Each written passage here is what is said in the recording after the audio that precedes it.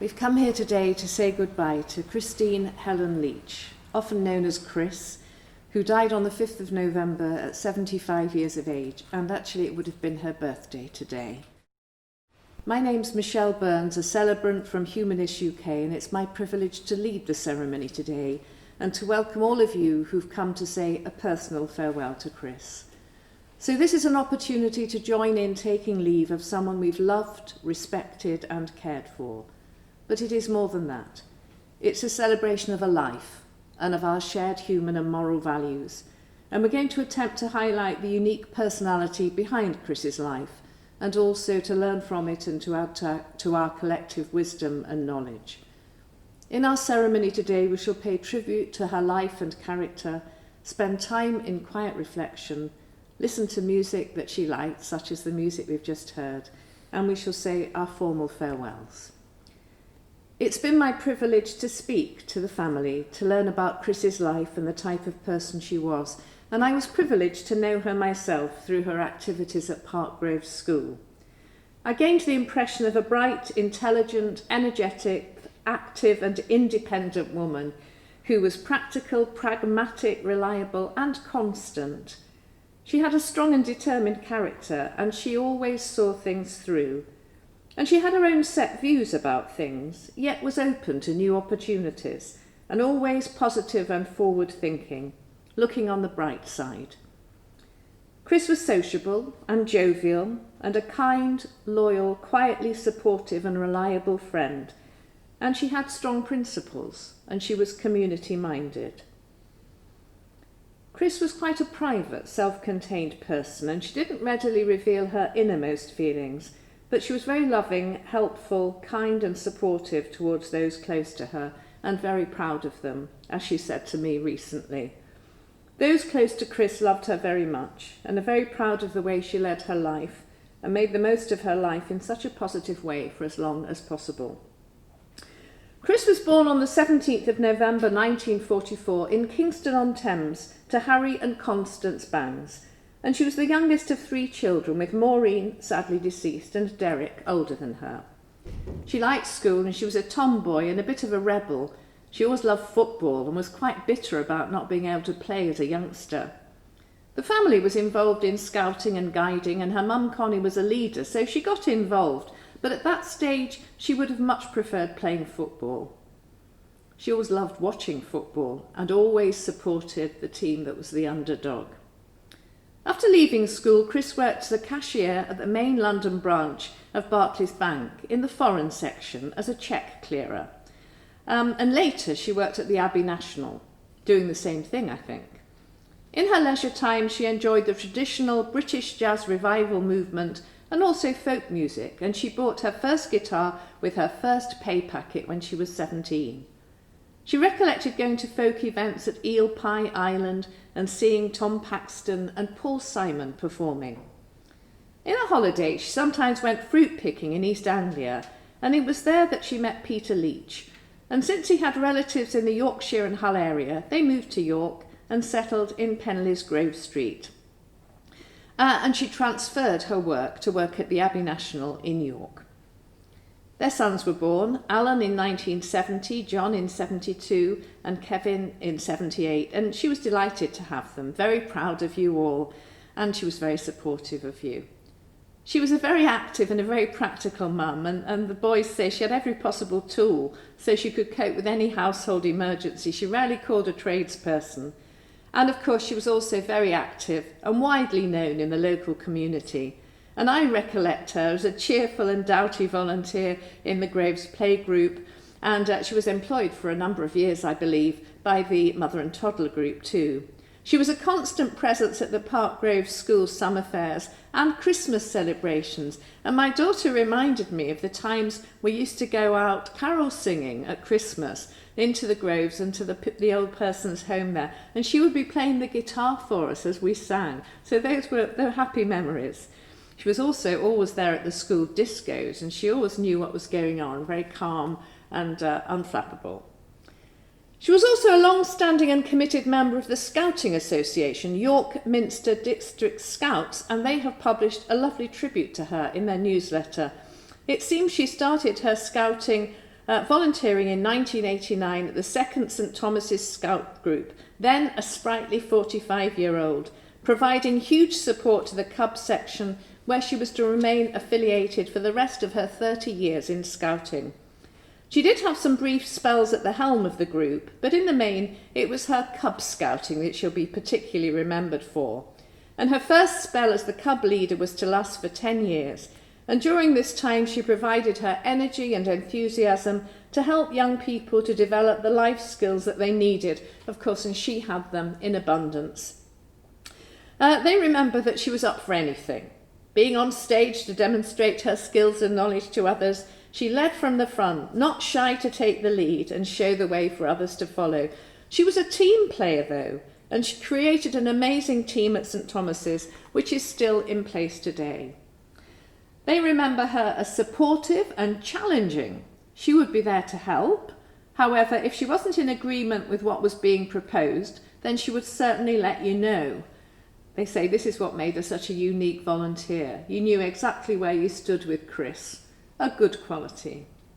There are many more memories, and it was a lovely tribute. I'm not sure who wrote it, but thanks very much to that. And at the end of it, they say, "Rest in peace, Chris. You'll be missed by everyone you had contact with, and you should be so proud of your family, their achievement, and your Scouting family, and their development over the last 30 years. Chris was such a family person, and had time for every member of her family, and those in her Scouting family." So thanks very much for that. After Chris and Peter parted, she became completely independent, of course, and moved to Rose Street. And by now she'd developed her expertise with IT and worked hard for a couple of companies that were successful, and she helped them to make them successful, eventually retiring in 2005. Around 2000, her mum, Connie, came to live with her, and Chris became her full-time carer until 2010. And she also helped to support Dorrie, a friend of the family, in Dorrie's later years by visiting her at home and then in the nursing home. Of course, by now, between 2000 and 2014, the grandchildren were arriving, and they are Jeannie, Sunny and Betsy, and Mabel, Etta and Bay. Chris was delighted to have them, loved to see them and take them out, and was very proud of them. And she loved cooking Sunday roast dinner for all 12 members of the family. And now Kevin's going to say a few words. Thank you. Thanks. Hi. Michelle had suggested describing Mum as a patient person, but judging by our reaction, I think you left that out, didn't you? I'd like to share some memories with you. She liked being on two wheels. As a teenager, she rode her moped daily from Kingston to London's West End for her job as a bank clerk. Occasionally she'd head further afield, once heading out west to camp in a farmer's field with a friend, and another time riding pillion all the way north to Blackpool with her friends from London's folk and jazz scene. She did, though, opt to travel in style on the return leg in the back of a van. She was community-focused. In the early 80s, she had the vision for Grove's Community Gala, also known as Chris's Gala. She planned and ran the event on Park Grove School Field. Days before the event, she ran the public liability insurer to casually inform them that a local farmer would be helping out with a Guess the Weight of the Bull sideshow. For each such event, there would be posters produced using hand-cut stencils in her fully manual duplicator machine. As the technology moved on, the production process shifted to computers, which Mum adopted early, having learned the basics at Theakston's and Pavers. Soon she was building and configuring her own computers, producing newsletters, and even building websites using raw code, and uploaded, of course, using dial-up internet. She was a chorister, a Sunday school teacher, a table tennis player, a fruit picker, a jive dancer, a folk singer, a guitar player. She was generous and hard-working. She ran stalls for various causes at St Crux, Silver Street, every school and scout fair. She gave her time wheeling hospital patients from their beds to church services and carol singing at Groves House Care Home. She donated regularly to Shelter Box, providing aid parcels to international disaster victims. She delivered newspapers and cleaned houses to supplement the family income. On a Sunday, after cooking a roast, she'd then also spend the afternoon in the kitchen baking cakes and making sandwiches, which were then spread out across the dining table, buffet style, for our Sunday tea, which was a weekly highlight. Inspired by early scout and guide trips to Sea Salter with her mum and family, Mum was rarely happier than when at camp, and would regularly announce that she had bought yet another new tent for a trip to Snowball, Norjam or Gilwell Park. She did once tell me about Norjam. She said, I'm going to an international scout jamboree called Norjam. I said, really? Wow, that sounds exciting. In Norway? She said, no, Kev, Norwich. She loved running the annual Cub District Camp cooking competition as well. When we were young, she took us for summer trips to Blue Dolphin and to see the family in Surrey and Hampshire. Only last year, she applied for her first ever passport, and we took a family trip to Barcelona.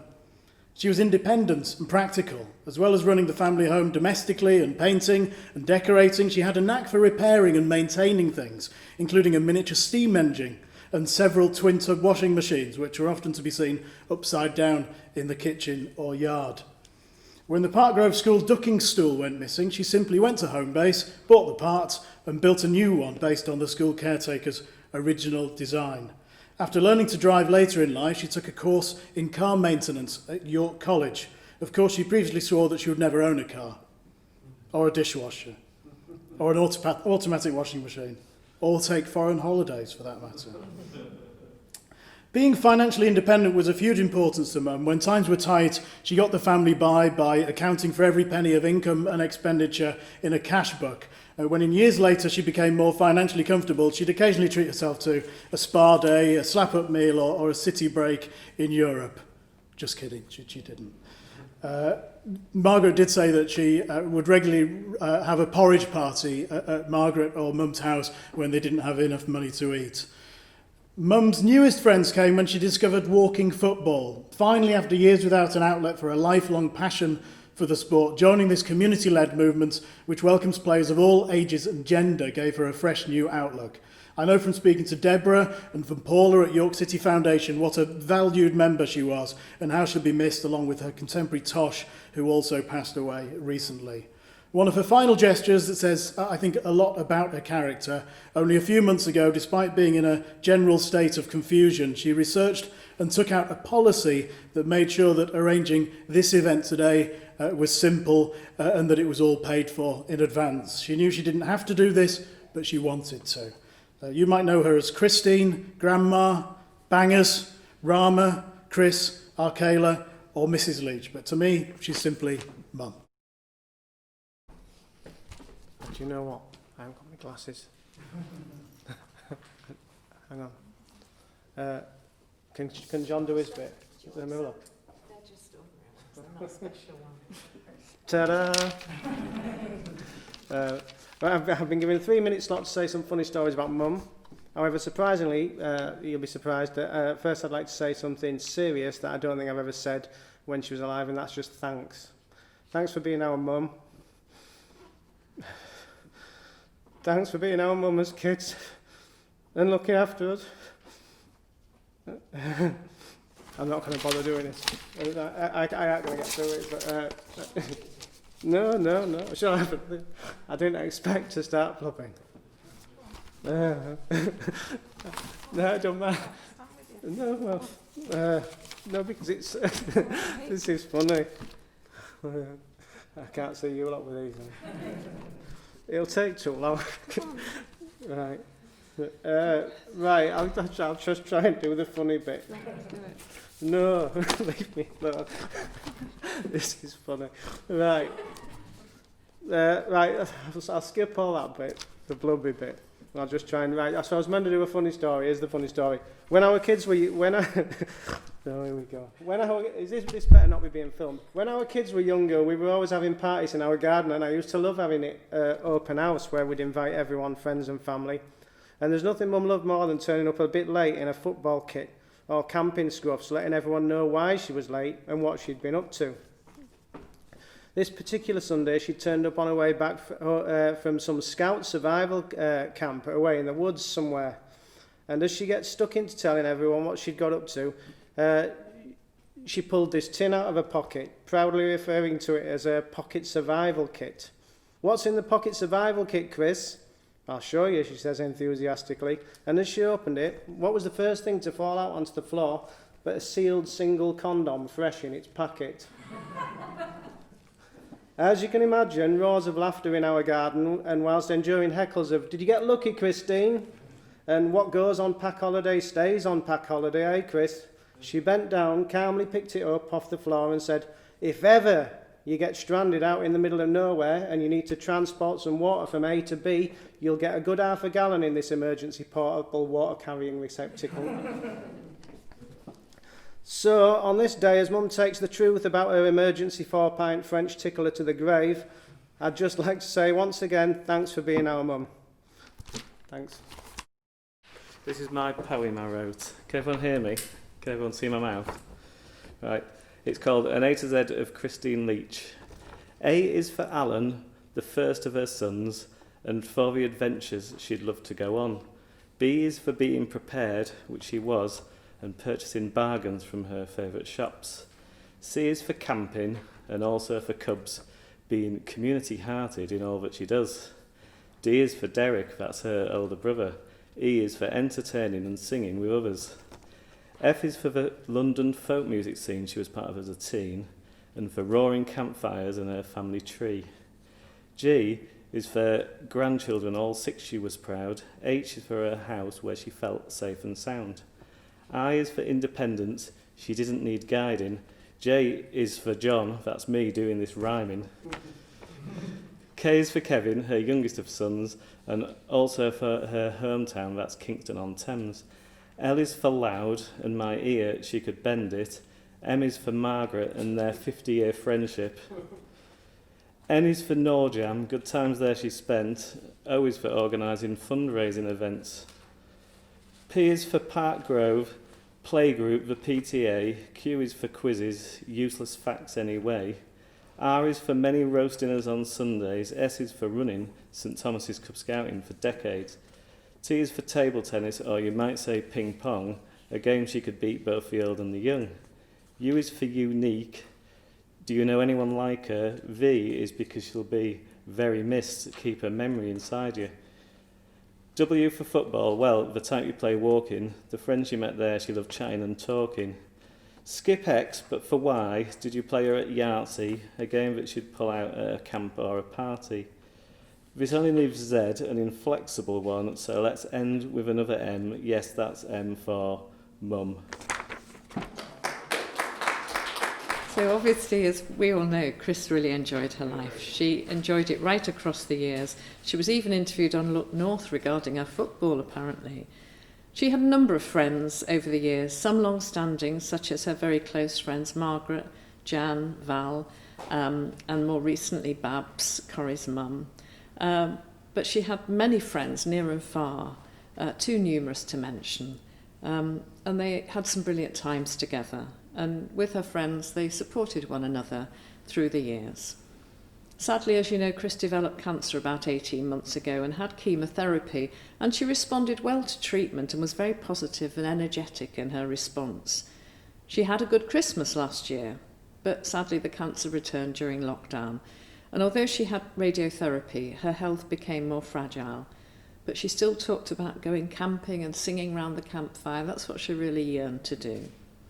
The family were able to support Chris over recent months, and she was admitted to St Leonard's Hospice in mid-October and died peacefully with the family close by on the 5th of November. We're now going to have a few moments of quiet reflection so that you can think about Chris in your own way, according to your personal beliefs. We now come to the committal part of the ceremony, so could you please stand? We shall now take our final leave of Chris, as her body is formally committed to be cremated. In love, friendship and with respect, we say farewell to you, Chris. Much loved mum, grandma, sister, cousin, and dear friend to many. You rejoice that she lived. You're glad that you knew her. You took delight in her friendship. You treasure that you walked life with her. You cherish the memory of her words, her achievements, her character, her qualities. With love you leave her in peace. With respect you bid her farewell. We have been remembering the life of Christine Helen Leach. Her memory is committed safe to your hearts, and now we commit this body to its natural end, immune now to the changes and chances of this life. Our memories of you, Chris, will remain in our hearts and minds forever.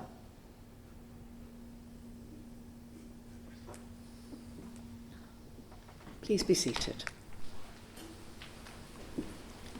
Christine's death is very difficult because she was so important to you and she brought so much to your lives and she made an impact on so many people and she was highly respected. However, her strong character, her determination, her kindness, her support and care for others, her joy in life and her love of life and her love and friendship will live on in your memories. So talk about her and enjoy your memories. I'm sure she would agree that the best of all answers to death is the wholehearted and continuing embracing of life when you return to your everyday lives. I'm going to read a short poem that I think is appropriate for Chris, by John Dryden. Happy the woman, and happy she alone, she who can call today her own, she who secure within can say, tomorrow do thy worst, for I have lived today. Be fair or foul or rain or shine, the joys I have possessed in spite of fate are mine. Not heaven itself upon the past has power, but what has been, and I have had my hour. Thank you so much for coming today to celebrate Chris's life. And although it's with great sadness you say goodbye to her today, it's in the mood of celebration of her loving and fruitful life that we close our ceremony with more music that she loved.